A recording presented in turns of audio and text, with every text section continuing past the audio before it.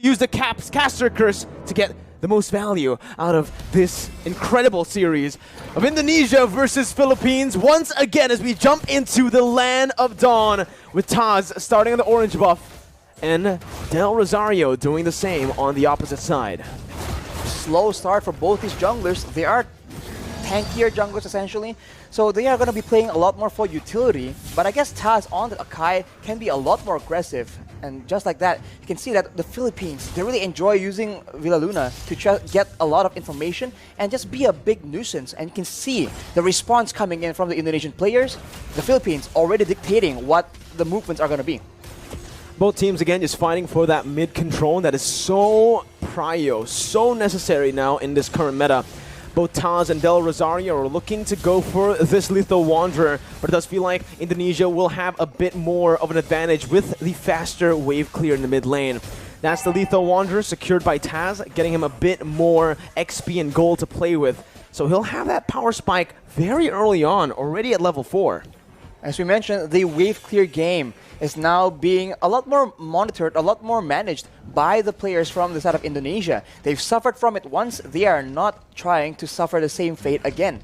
So right now, they're just moving around, and I think before the first turtle spawns, it's going to be relatively slow. But as I say that though, uh-oh, there you go. Ooh. That's the barrier with a wild charge. Psychos now going to be caught. First blood over to Philippines, but look at Taz. He's able to bring the members back in with a heavy spin. Del Rosario going to fall. The jungler for the XP lane, Dapda, will be forced to flicker out of there. Villaluna a bit late on this rotation to match up against the Indonesian mid laners, but it is still just going to be a 1-for-1.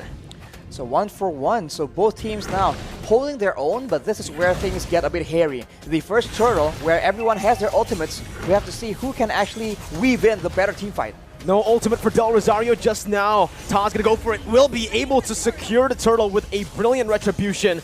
Dreams gets knocked up, but Philippines decide to back off. Now Dreams flickering forward, gets the Divine Judgment onto Imam, who's able to flicker away. Psychots has the Black Dragon form, looking for it, just decides to zone the Filipino members here and backs off.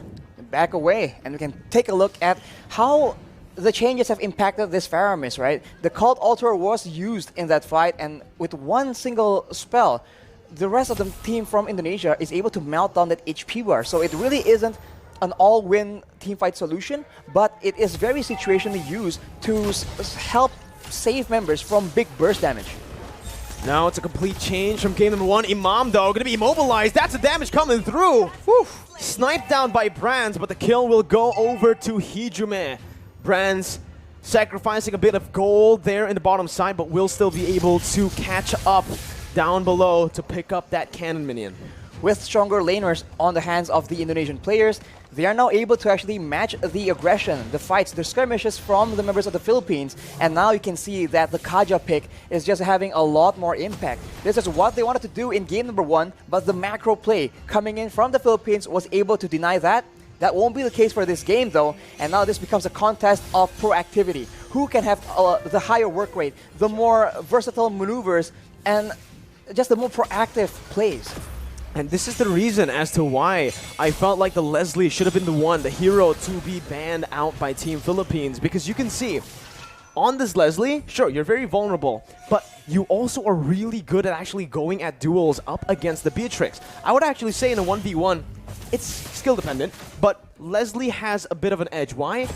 Because he doesn't need to target any of his skills. It's not a skill shot. Meanwhile, for the Beatrix, you need to go for those render shots to actually be able to compete in that range battle. They have to be careful though, because Soriano has the Blade of Despair completed. It will be a big factor in the next fight. The turtle is being pressured for both teams, but it seems like the Indonesians will have a bit of a lead in the control game. Divine Judgment and the Petrify. Imam gonna be able to pop the Cult Altar. Taz against 3 members, still able to secure the turtle. Right now, Psychots jumps in with the Black Dragon form, zoning the backline away. Dapadap gonna be pinned down onto the wall with the heavy spin, and that's Hijume who picks up the killing spree. Everything going well for Indonesia, and everything going wrong for Philippines in the early game of Game 2.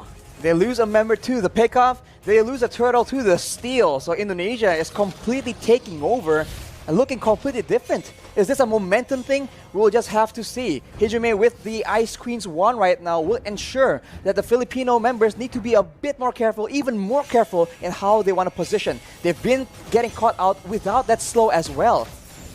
Brands has just been farming up a storm.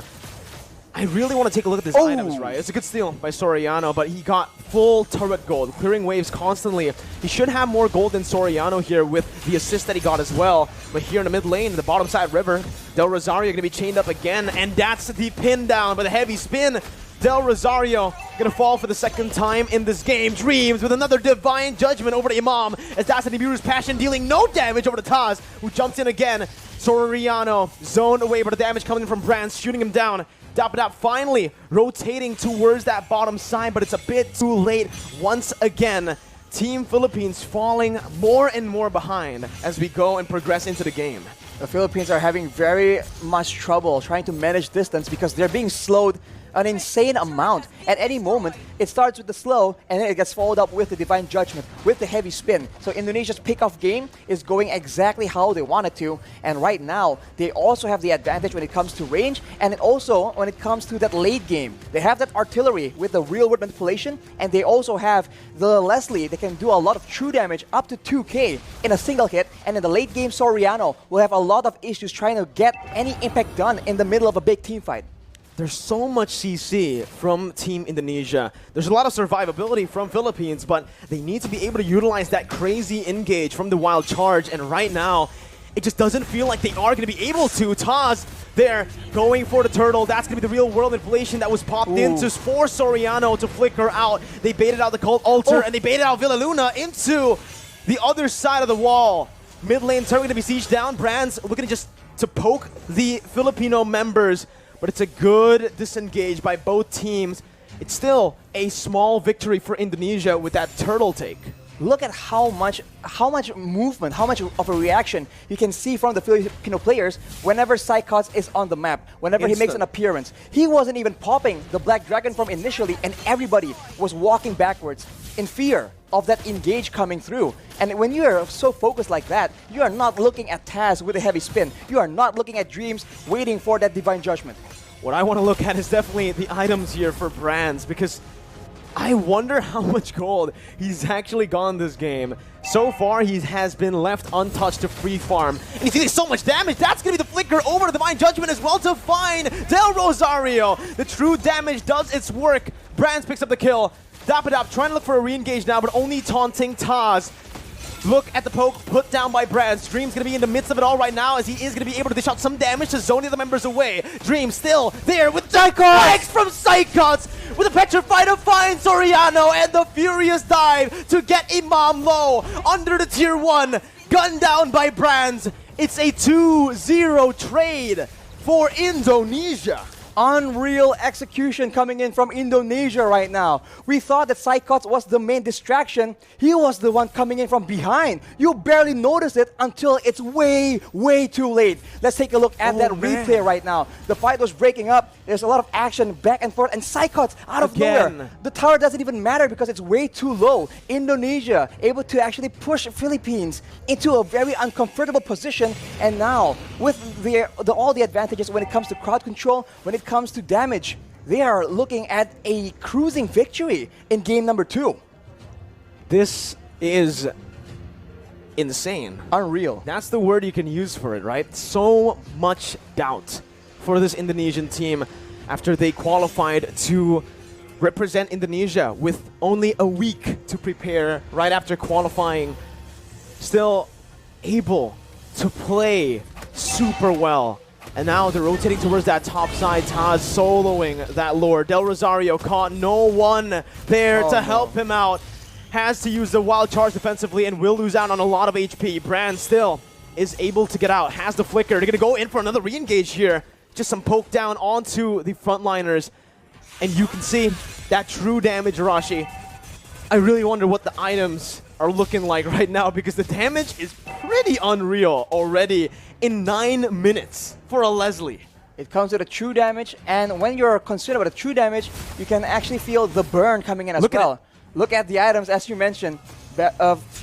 the Windtalker, the Endless Battle as well, allows him to get so much more burst damage initially, and after that, the Berserker's Fury allows him to dish out a healthy amount of DPS. On the other hand, you can see the Yve, right? Hijumi with the Glowing Wand, all these tanky members are taking percentage HP damage whenever he's dishing out these spells, and they are absolutely spammable, and the Siege game is dangerous. Luna going to be caught in that real-world manipulation. Imam as well, zoned away. The wave manipulation from Indonesia, absolutely phenomenal, as they are going to be able to use the Lord down below to pick up a turret. With Psychot zoning other members away with the Black Dragon form as well. That's base turret number 1 taken down. Top side pushing in, but Indonesia will decide to just play it slow. Clear out the mid lane and reset.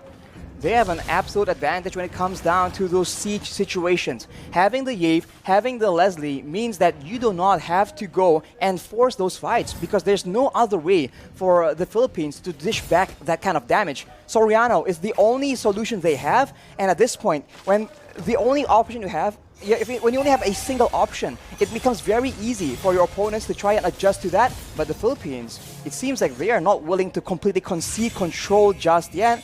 They need to be very careful though, because the flank game, that flank game is just so on point from Indonesia right now. This is what we saw in Game 1, only just the opposite happening here in Game 2. Indonesia having control the whole 10 minutes early on. Philippines with a very similar flanking position here to look for something, but it's going to be a concealed play from Indonesia. And oh my god, Dream finds the Divine Judgment onto the best possible target. Soriano's out. Dapadap has to flicker out, but Psychos chases him down with a passive. Dapadap still surviving here. Only one member taken down, but that might just be the member that Indonesia needs to pick up some more base turrets. That high ground control is no longer available for Soriano. Dapadap trying to go in for some damage right there, but it's actually going to be petrified from Imam! He's going to be taken down. The wild charge in desperation. Villaluna in the back has to back off. It's an absolutely insane game and an insane performance from Indonesia as they knock Philippines down to the lower brackets.